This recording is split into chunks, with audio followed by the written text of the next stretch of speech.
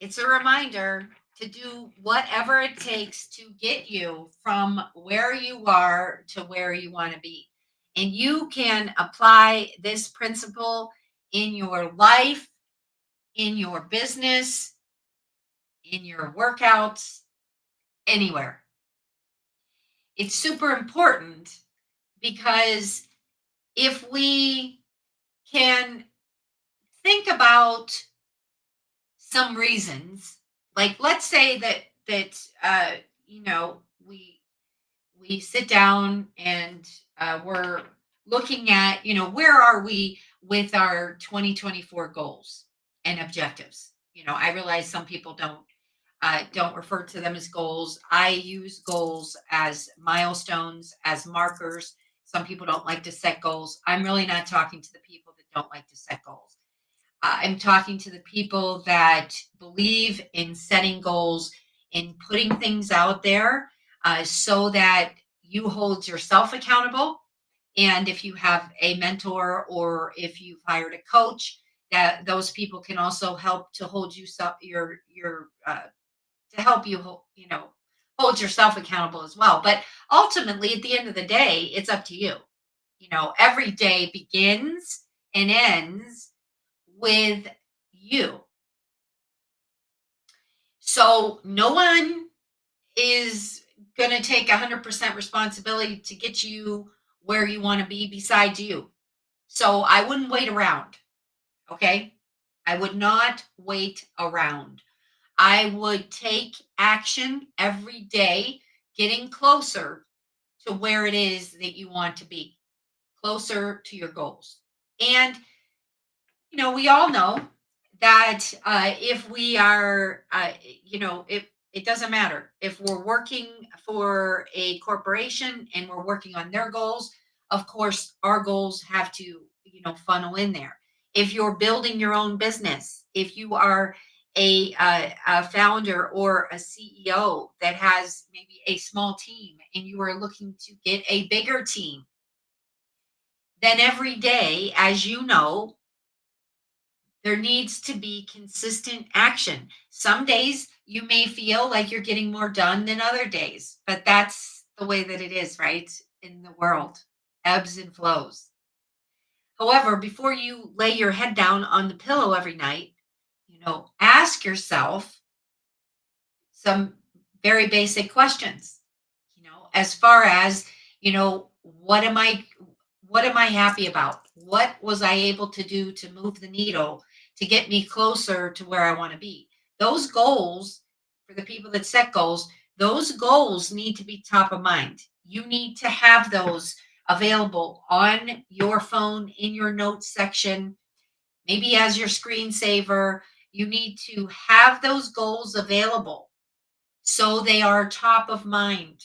You know, you can even use sticky notes. I do that with revenue goals so that I am keeping those in front of me. So there are no excuses. But back to the accountability, it's really up to you to make sure that you are doing what you need to do on a daily basis to move the needle, to get your company to where you need to be. Okay. If you don't do anything different, then it's not, it's going to take longer or it's not going to happen. Consistent effort, consistent actions, super important. Okay.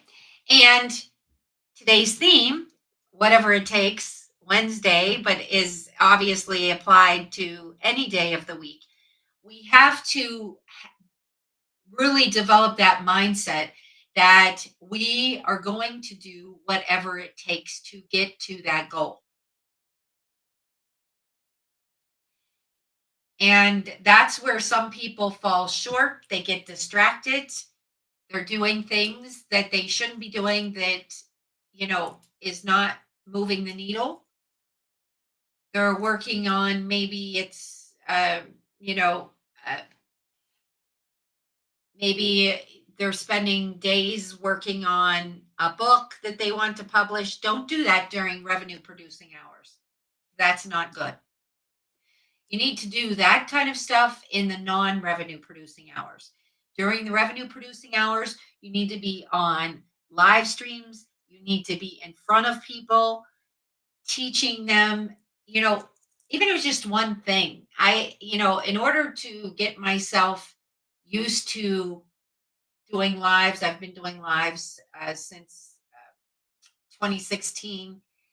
I told myself if I can just get on there and if I can just help one person to maybe think about something differently, to try a new strategy, then that is what pushed me to start doing consistent lives. Because, you know, I, really grew up as an introvert. I was very shy. I really didn't even like to hear myself talk. My first job was in a retail store, and of course, I had to talk to people because I worked. I had two roles. My first real job, like an establishment, it was at a GC Murphy's.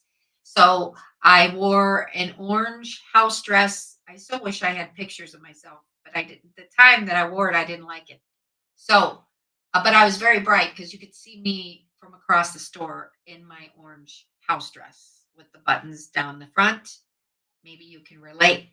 So, I I worked behind the counter serving hot dogs and French fries. It was a cool counter. It was like like an old fashioned soda counter, and and then I also worked as a retail clerk. That's what my role was called. So when I worked as a retail clerk, I was wearing, regular street clothes. All right. And, but I always had to change. Like if I was working after school, which I didn't do too many of those because I had after school activities and I was also a runner. I did track and cross country. So I had limited shifts that I took during the week, but on the weekends, I would work at GC Murphy's especially. But anyways, if I did take any shifts during the week, I had to make sure I changed into street clothes because I wore a uniform at the high school that I went to. But my point is, I really didn't like when I got on the microphone and I had to make an announcement, or if I needed to call for a manager, I would get so nervous, my heart would beat fast. I grew up with the belief of, children should be seen, not heard. And I kind of took that to the other limit. Now, I mean, of course, I learned to speak in classes. I was very active in speech class. I learned how to give presentations, of course, but my nature was more introverted and shy. Then, when I got out in my first job after college in corporate America, I had no choice but to come out of my shell, so to speak, because I wouldn't have been able to make sales if I was quiet.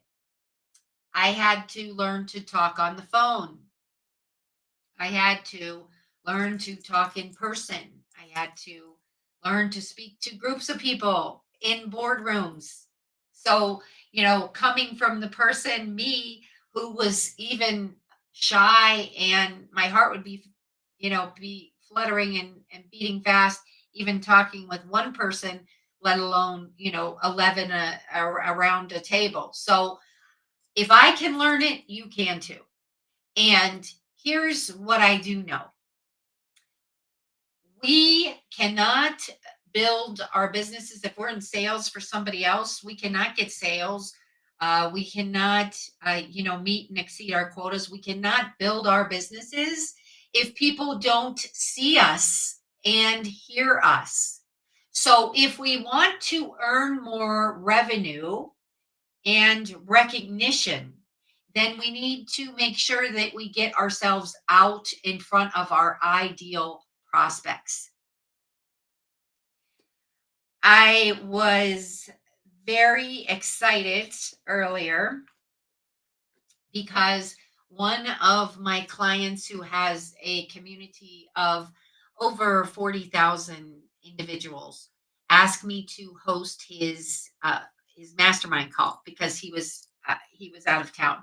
I was super excited. Like I said, this is a client of mine. I actually do adjunct coaching for him, and I've been working with him for almost 3 years. Absolutely love his community. So I hosted his mastermind. One of the questions we had was, what do you do when you get ghosted? Great question. I hear this question often. Now, how I answer it is I go back in time to how did I feel when I was getting ghosted. Now, when I was first getting ghosted, they didn't even call it that. Um, when I was first getting ghosted, I think it was more like, uh, you would hear people say, "Oh, they, fell off the face of the earth," or they're unavailable. They've been in a black hole, kind of thing. But a lot of my gosh, it's like they just evaporated, or they're not returning my calls, uh, or they missed a meeting, whatever the case is. If you are getting ghosted, you need to make the decision that it's not because of you. Okay. Now, the reason why I'm saying that is because, and I am going to share some caveats. Okay. But if you showed up and you were present for that person, let's say, I think we need to have like a scenario here because I want you to be able to grasp these ideas clearly. And this is all we're going to talk about. It's already been 12 minutes. So, for whatever it takes Wednesday, I'm going to be just focusing on this ghosting thing. Okay. But like I said, when I first got ghosted, it was not called that. It was called like, oh, they fell off the face of the earth, or they just disappeared, or they blew me off, kind of thing. Like that's the thing, right? That's how I used to think of it.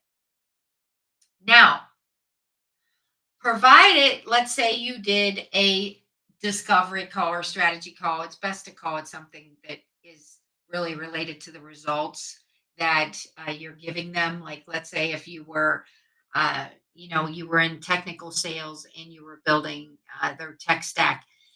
So, whatever you call that discovery call, if you showed up for that and you asked the right questions, you were able to give them some actionable advice. Everybody runs these calls a little bit differently. But, let's just say you helped them identify what their next best step is. And at the end, you said, you asked, would you like my help with that? And they said, yes. Okay. That does not mean 110% that they are going to become a client. So don't jump to that conclusion. But if they said yes, be excited, be grateful, and move them to the next step. Don't think that they're definitely going to become a client. I totally understand. I love to think positive and I love happy, but in reality, I can tell you, the number of clients that I've worked with over the years, it's, things don't always work out. So you want to be positive. You want to show up for that strategy call. You want to be 110% focused on that prospect, nobody else, focused on that prospect and how you can help them. Identify what they need and where they want to be. And then if you feel that you can help them, then you can give them an actionable step or let them know what's the next step after if you ask the question, would you like my help with that? Then you move them to the next step. All of your prospects need to be following a journey so that when you're asking them to take the next step, when there's a call to action, you can, without hesitation, let them know what that next step is so they can decide if they want to take it or not, right? So, what I was saying was you need to not take on that responsibility of getting ghosted. Meaning, do not put that burden on your shoulders. If it is on your shoulders, get it off your shoulders. Okay. As long as you showed up, you were present, as long as you did what you said you were going to do, then it's not on you, it's on them. Okay. Now, it's a different discussion. I'm not getting into that. I don't have time to get into that today, and maybe we will get into that. But if you didn't show up, if you didn't show up 110%, if you missed any calls or meetings, or if you promised them something and you did not deliver, then some of that ghosting could be your responsibility. But if you showed up with the intention of helping them, if you told them what you were going to do and did what you said you did what you said you were going to do, then it's not on you. The reason why this is important is every day, not just on Wednesdays, we need to do whatever it takes. All right.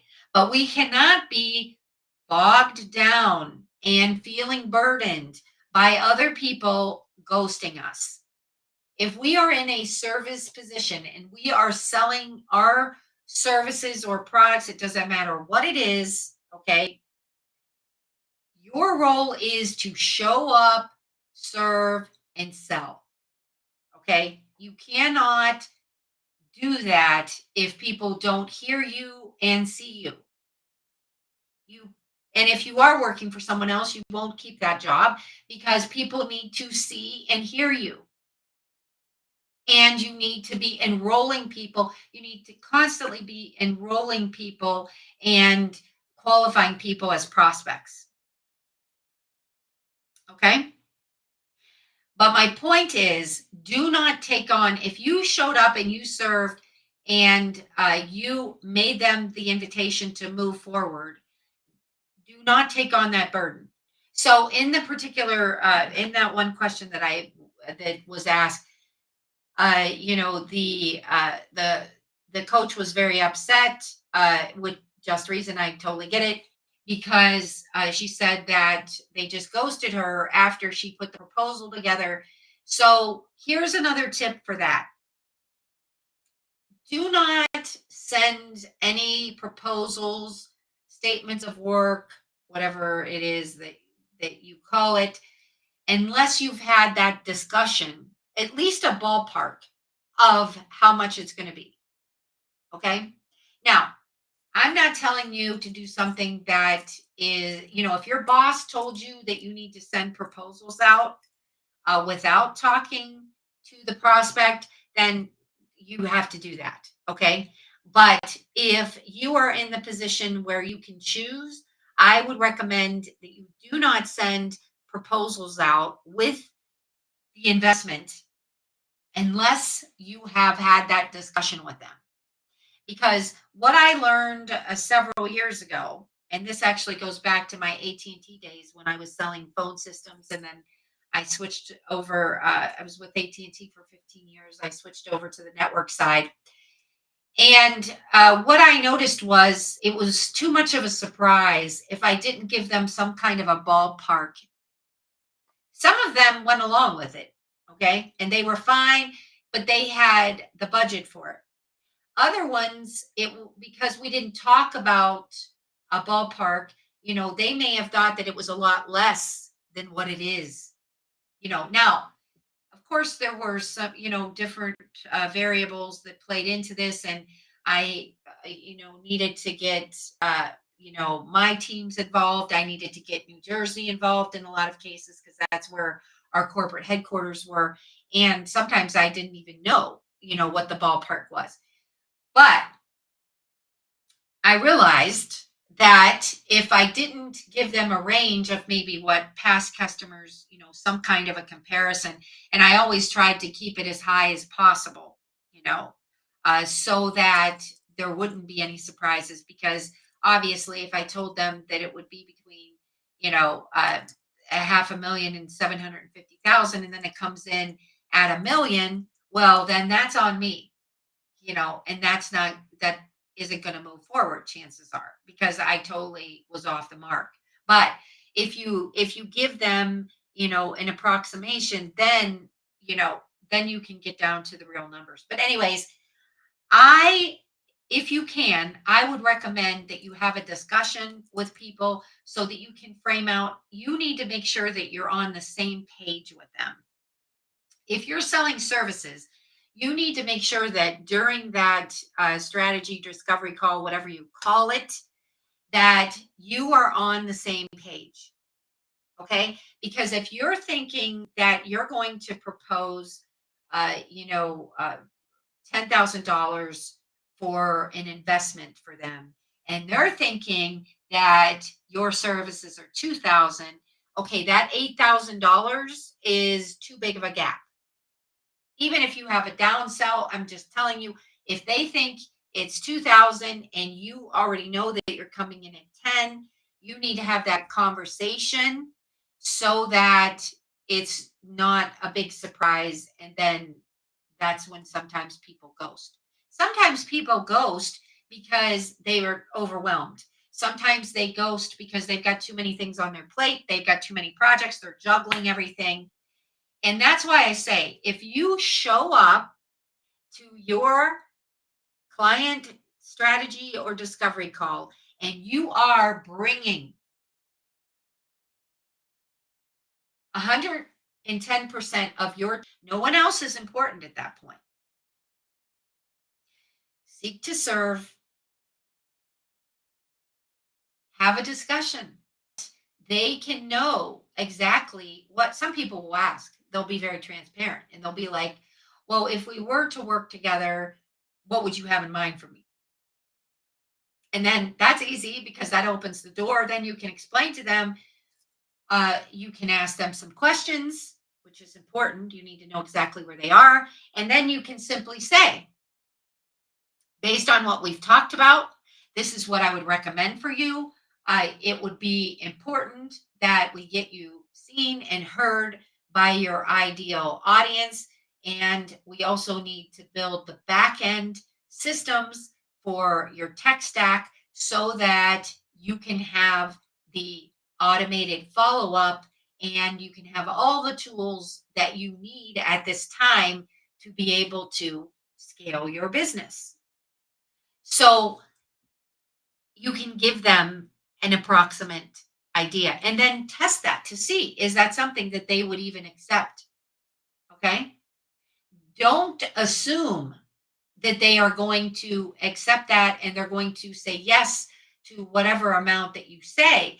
And then if you go back and write a proposal without talking with them, at least ballpark, then it's on you. You've wasted your time. Now, look, you can learn from that time. But we cannot assume if we don't have that discussion because it comes to the like meeting in the middle. They may only have a budget for 2,000 and you're saying it's 10,000. Well, then if you still want to work together, if you have a downsell, then you can propose that. But you don't need to waste your time preparing something that may be a no-go. Now, if you ask them and you say, would you consider, I understand that you were thinking that it would be 2,000, would you consider establishing a budget for something more like 10,000? And if they say yes, then you can proceed with that. But if they say no, it's just, I don't have the budget or I need to get the budget, then you need to know where you stand at all times. Okay. So if you get ghosted, what I would recommend is that you still stay in touch with them. Now, that doesn't mean that you're still pitching all your services. You don't have to do that every time you stay in touch with them, but put them on a nurturing sequence so that you can say hello to them. You can text them, can say happy spring, like yesterday was the first day of spring. You can say, I'm wishing you a happy and blessed weekend. You can send them a text and say, how are you? And then maybe every third time, you could say, how's business? Or, I was thinking about you the other day because we talked about you enrolling into our accelerator program. Has that crossed your mind lately? Would you like to have another discussion about that? And let them answer. But getting back to what I was saying about ghosting, if you showed up and you were 110% focused on them, you gave them an actionable step. This is how I conduct my calls. And uh, you showed up, you were there, you did everything you said you were going to do. Okay. Now, let me explain that if you're running behind, okay, let them know, inform them that you're running behind. If you need 2 more days to get that statement of work together, because you've had some other client deadlines or some other deliverables, at least let them know, from my team and I, it's going to take a couple more days to get that together for you. But the conversation should have already been had so that it's not a complete surprise to them how much you're proposing that they're going to spend. Things don't just magically happen like that. Most people don't have an unlimited budget for their companies. Okay. There maybe the rare ones do, but even if they did have more of an unlimited budget, chances are they wouldn't, spend it just in an unlimited fashion, because if they are, if they are solid business owners and successful leaders, they're fiscally responsible. So they are just not going to give you whatever it is you ask for in most cases. Doesn't matter how much value, how much they like you, how much they trust you. You need to be, you need to have the understanding that, uh, you know, you have to be on the same page.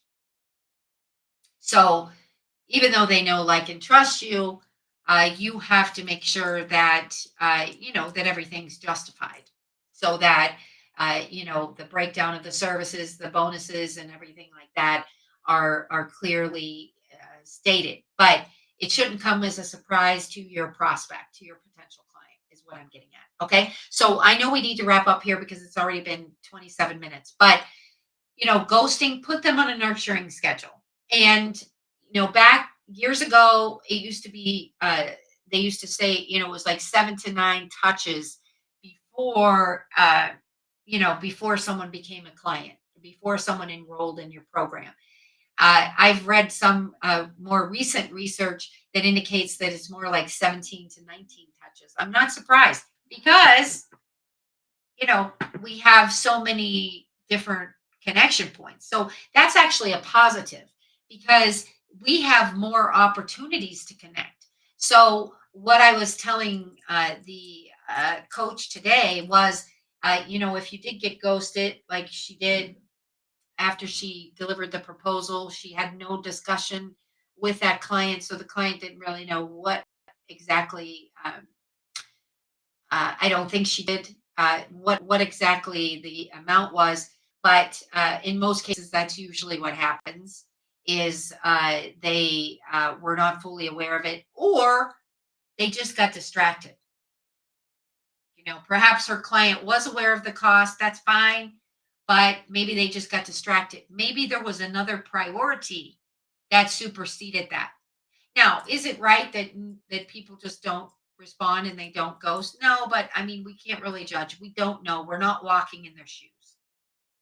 So stop waiting around. And if they have blown you off, like I can relate to in the past, or if they have ghosted you, put them on a nurturing sequence. Connect, send them a message on LinkedIn. Send them texts if you have their mobiles. You don't have to say, "Are you ready? Are you ready? Are you ready?" Because at this point, they've kind of told you that they're not ready. So maybe every third message you can mention it, but I would just, stay in touch with them. Stay in touch. Stay in front of them. I hope this was helpful. Let me know your thoughts. Let me know what you're willing to do. And I wanted to wish you a happy and blessed whatever it takes Wednesday.